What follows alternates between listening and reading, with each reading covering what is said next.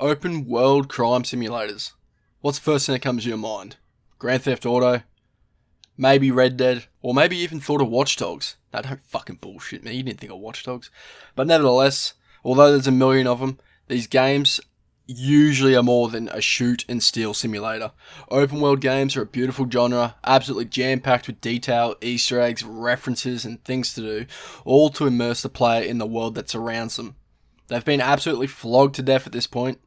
I'm looking at you, Ubisoft. When done right, it's honestly insane how good these games can be. Originally this video was meant to be a Halo Reach video, but while I was getting footage, there was this one game in my Steam library that just kept fucking staring at me. And eventually I caved. Saints Row, at the time, was widely lumped in as another GTA clone. An open world crime sim with gang mechanics reminiscent of GTA San Andreas, following player, a silent protagonist who gets caught out in the wrong place at the wrong time as a massive gang fight erupts. The player gets saved by Julius and Troy and gets introduced to the 3rd Street Saints. Fast forward the entire game because I was like fucking 6 years old when this game was released. Saints Row 2 takes place 2 years after the ending of the first, following player waking up from an induced coma surviving the yacht explosion that finished the first game. This explosion, unfortunately, has left the player severely deformed and lovable by nobody. Yes, that looks like it healed nicely. Be careful, Doctor. For this video, I'll be talking about the usual review formula, gameplay, story, side missions, and overall fun factor. I want you to keep an open mind to this game and don't think about GTA at all during this video. You reckon you could do that? Maybe you could even click the red button while you're at it. Alright, time to stop dicking about. Let's get into this shit. Saints Row 2 is the typical third-person crime sim we all know and love. Some classic 2011 ragdoll physics are included. The core gameplay loop is to earn respect by playing through activities or earning stars through stunts. See, Saints Row 2 takes on the more arcade approach of the genre. You'll see stars go up as you do seemingly average shit, wheelies, oncoming lane driving, near misses, plus a lot more. To me, this sets the tone for the type of game you're in for. You're not in for a realistic, grimy crime simulator where you work your way up to the top with some vengeance story. No, you'll be car surfing your way there.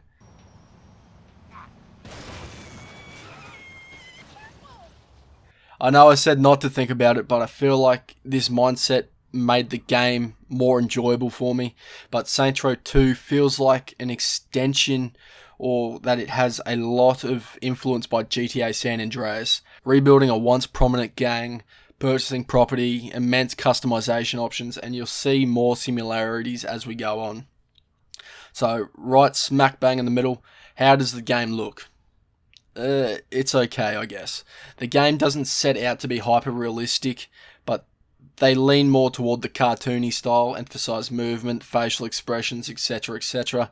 I don't know how to really describe it, but looking at it, you'll know exactly what I mean. Really, the game is a bit dull looking. I wish there was a tad more vibrance in the city, but I understand the foggy aesthetic of a crime-filled city island is intentional, so I won't hold any grudges against it. Saints Row 2 really lets you customize almost anything you could think of, and the opening character creation shows that off. Complete control of your player's appearance, personality, and even 6 complete voices for the entire game, all of which can be changed later on during a plastic surgeon. Hello, I'm here to look normal. But that's not where the customization stops. Every piece of clothing has different designs and can be changed to any colour you want. Do you want to be a thrift store prostitute? Maybe a tracksuit slav tickles your pickle. Maybe you want to be a purple ninja fucking spin kicking everyone you come across. In Saints Row 2, you can do that. Ooh, that brother's floating in the air. How could his hands do this? Oh, someone get him out the air. The possibilities are almost endless. We haven't even talked about the customizations with the gangs, the cribs, vehicles, or even the radio stations. Yes, you can tailor almost anything to look the way you want it to. Now for the performance. I'll be honest, the PC port is fucking horrendous. Frames regularly run like a PowerPoint. Endless crashes caused by accepting appearance or entering a vehicle. Bitch come out fucking gunning, bro. She didn't care. I fucking hate you, cunt. After all that, the fucking game crashes, man! So if you can, I recommend picking it up on the 360 or the PS3. Maybe on any other Xbox. I think they're backwards compatible. I don't have one, so I don't know.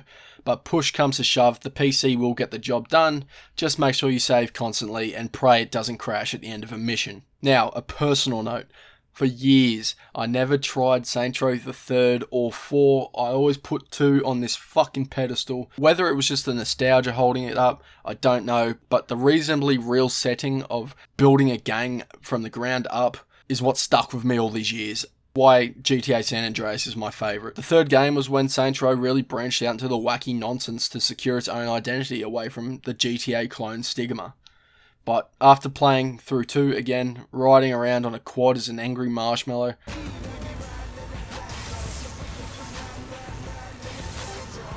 ragdolling into traffic,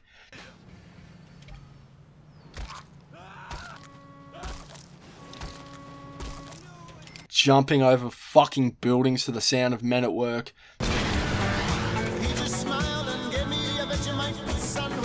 hey! Fighting a fucking voodoo master who would make me ragdoll over the rail and kill me.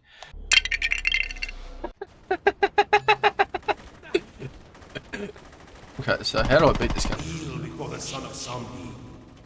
Do we all go down? No. I gotta shoot the voodoo dog. Oh shit!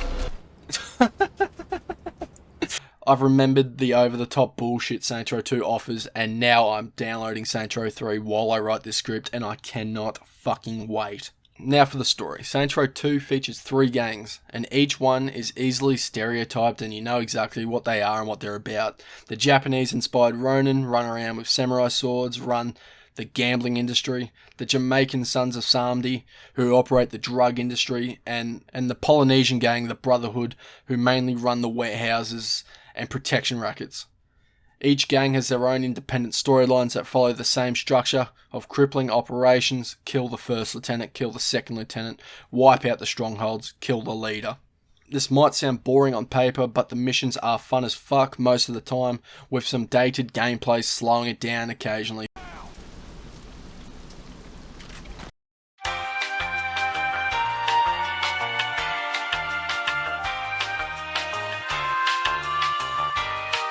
With each gang, you also have your own lieutenants who are responsible for the intel and providing you with missions, and what a great supporting cast of characters they are.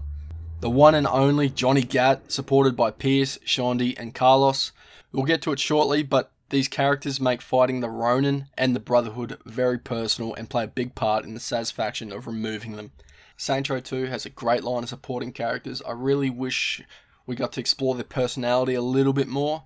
Pierce and Gat I actually really liked. Shondi was just a laid-back hippie who managed to somehow sleep with anyone we might ask for. My solution is to do more than wait around for one of the 600 guys Shondi used to fuck to give us a call. There's a bunch of helicopters dropping cargo over Samdi territory.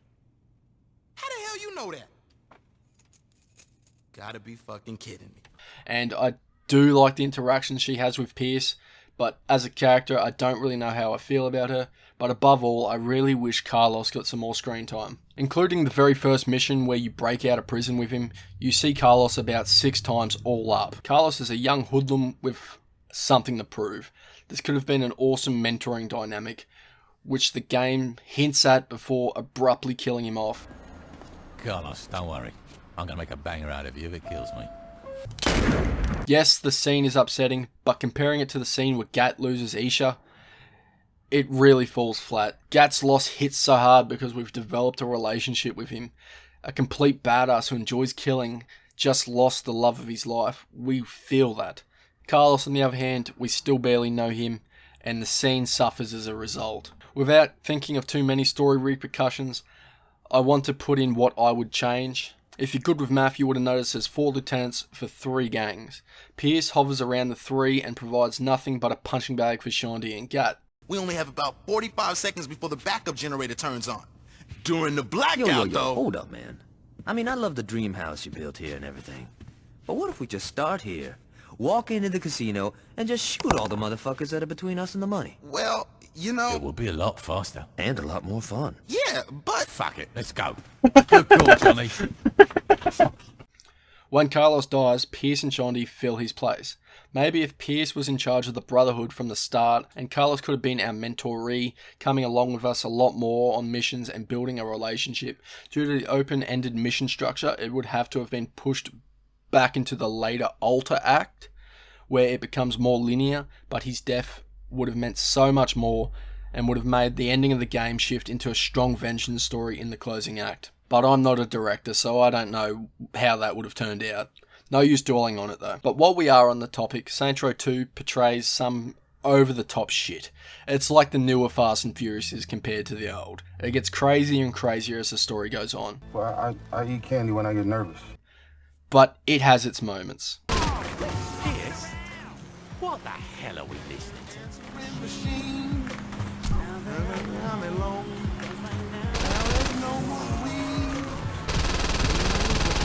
We've talked about the lost potential in Carlos's death, but now let's see how Saints Row gets death right.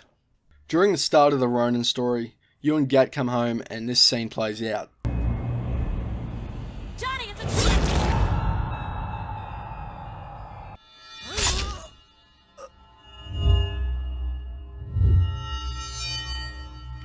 While fighting and flying your way to the hospital, Gat is vulnerable for the first time we've ever seen. The most iconic character in the franchise is dying in your backseat, losing his wife, and left with nothing.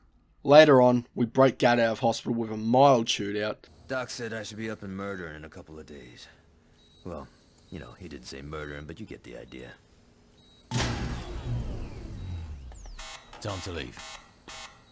Fuck yeah. And attend Isha's funeral. This is where Isha's death hits the most. During the funeral, Shogo shows up to finish the fight. At the funeral of his wife, Gat has no interest in killing another man, but despite this, Shogo still proceeds to open fire, and after a gunfight and a chase, we're led to the most powerful scene in the game. Where are you taking me? Let me go!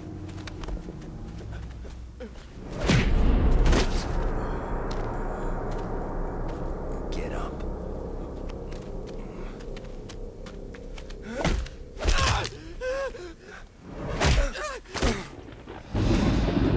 Get up.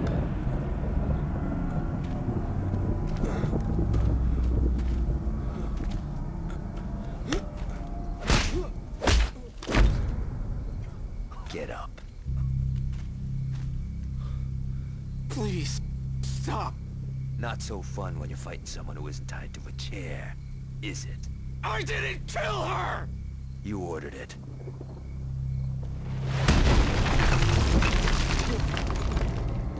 I'm sorry. Well, that brings her back, doesn't it? You couldn't even let her have a burial, you fucking piece of shit.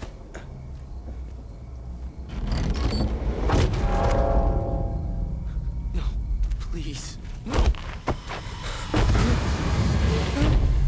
Kill me, but don't do this. Just kill me, damn it. Don't do this. God.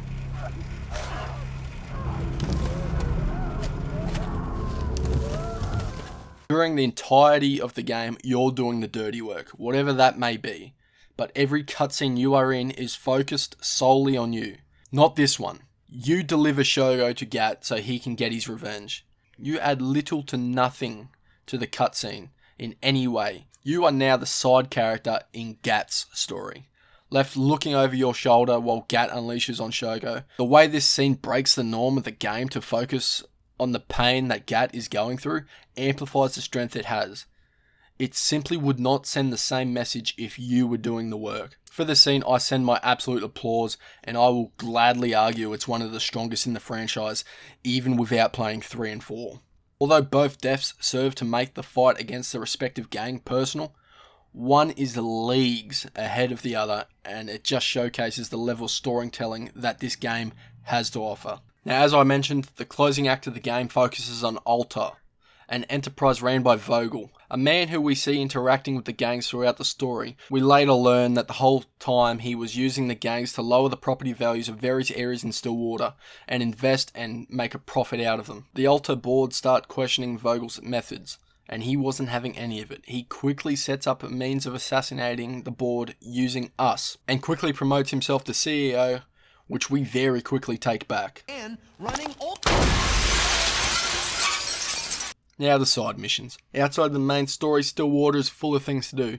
There's various activities including insurance fraud, mayhem, celebrity protection, and plenty more. These missions all consist of 6 levels, which will unlock various bonuses on completion. Along the way, these missions will pay out a lot of respect, which is needed to progress the main storyline. I won't go too into depth with them, but here are some of my favourites. Mayhem is exactly what it sounds like. Go blow shit up. Cause property damage of increasing amounts within the time limit to complete each level. You get unlimited grenades and rockets and you're sent on your way. Oh mate, this is fucking bang, bro. Oh, throw it in there. Oh, straight to the fucking... Oh! The fences are meta. Celebrity protection has you play bodyguard, protecting a celebrity from fans by throwing them into various objects.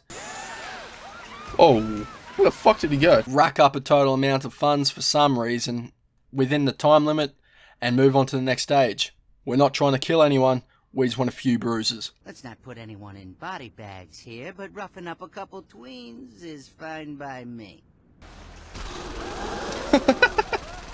Now for one of the funnest activities known to man, insurance fraud. This activity has you ragdolling yourself into oncoming traffic to make a doctor look good at her job.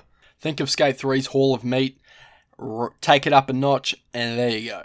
Just like usual, make the amount of money needed in the time limit to progress, but this mode lets you fully explore the ragdoll physics and it cranks it up to 100 for your enjoyment. Now, to look at an actual side mission that's not so obvious. Revelations. Revelations is a mission that ties up the events after the first game and where the characters are. This mission isn't marked on the map like the rest, instead you initiate it by listening to the wired conversations found in the police station. After listening to all 3, you learn that Dex knew Troy was a cop and got offered a job at Alta to get out of the Saints. Troy approached Julius to talk to the rest of the gang to put down their guns for good, and Julius planted the bomb that ended the first game, as he believed it was the only way to stop the player and the Saints. With this discovery, you find Dex's phone number, which gets added to your phone book, and you can call him. Upon calling, he tells you to meet him at the old church, which unlocks the mission. When you start the mission, you walk into the church to be met by Julius. After slapping Keith David around for a few minutes, why don't you just put the gun down? We both know you're not going to use it. Not yet. You both work out that Dex had set a trap, and you get interrupted by Alta's private army. Can we kill each other later? After fighting your way out in a quick chase, this scene plays out. You didn't think it was going to be that easy, did you? Is it too hard to drive the fucking car straight? Just like old times, player. Yeah. Jesus. I thought we were past this. Not by a fucking long shot. Don't you get it? The Saints didn't solve a goddamn thing. Drugs were still being pushed. Innocent people were still getting killed. All we did was turn into vice kings that wore purple. Jesus Christ, you sound like a pussy. I sound like someone who's not a sociopath. You want to be the killer with a conscience? Fine. Drop your flags and write a book like King, but you never should have came after me. You telling me, if I would have asked you to walk away, you would have said yes? Fuck no, this is my city. Jesus, you haven't learned a goddamn thing. Wrong. I've learned that being in charge is better than being a bitch who keeps his mouth shut and does what he's told. Your time's over, old man. What's happened to you? I woke up. You owe me, player. If it wasn't for me, you would have died on that street corner. If it weren't for you, I wouldn't have been in a goddamn coma. But I guess that makes us even. Not really.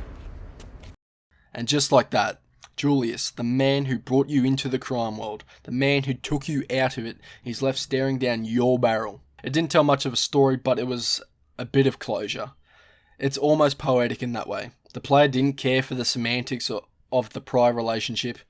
He had blood in his eyes, so the scene was blunt and aggressive. The player had no plans on rekindling his relationship, so tugging at the heart was not a part of the mission. You fought your way out like old times, but immediately went back to business. The overall fun factor, this game was a ball to come back to. The general sandboxy nature of it makes it so much random shit happen.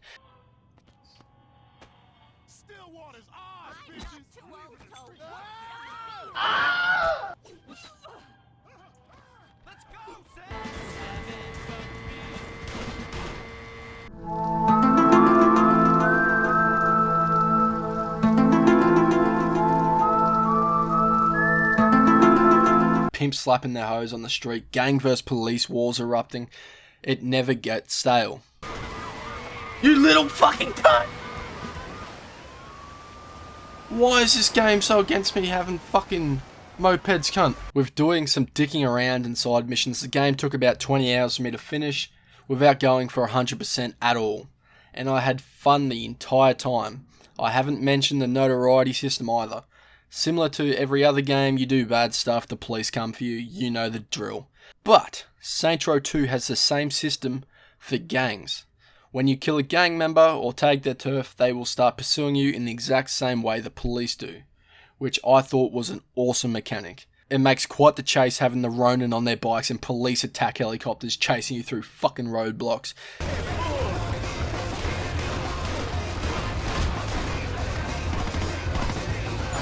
Oh, whoa, whoa, whoa, whoa, fuck! What the fuck, cunt? Honestly, there's so much variation to this game, it keeps me wanting more, and I can't wait to play the third installment. Honestly, the Steam price of 15 Australian dollars, the game's more than worth it. If you can put up with some of the shitty performance, other than that, I'm sure you can find it in an EB Games bargain bin for like $5. If you can, I definitely believe this game is worth your time. So there we are, a look at one of the games that I grew up with, but honestly, I've only scratched the surface of it. There are way more things to do in this game that I haven't even touched, but I'll leave that for you to discover. If you enjoyed the video, please consider liking and subscribing. This is the most effort I've ever put in a video, with more than 20 hours in playtime alone, and that's without the production time. Every like gives me that little bit of dopamine that makes me want to keep doing it. If you made it to the end, you're a fucking legend and I appreciate you. Thank you.